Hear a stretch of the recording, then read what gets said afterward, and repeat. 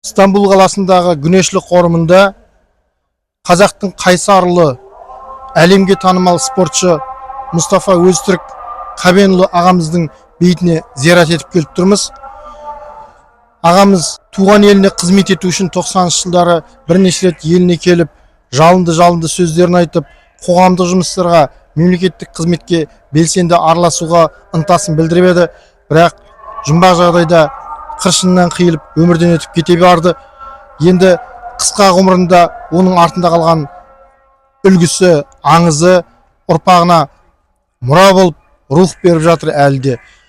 Біз жақында Германияның Мюнхен қаласында іс-сапарда болғанымызда қазақ диаспорасының ортасында кездесу өткіздік. Сол жерде Мұстафа Өзтүріктің үйіндегі жеңгеміз, яғни зайыбының туған ағасы келін түсірді. Сол тойда Мұстафа ағамыздың әулетімен де кездесіп, ұл-қыздарымен танысып, Түркия арқылы Қазақстанға қайтып бара жатқан сапарымызда Мұстафа ағамыздың басына зиярат етіп кетуге ниетіміз бар екенін білдіріп едік. Міне бүгін соның сәті түсіп тұр. Осы ниетіміз қабыл болсын.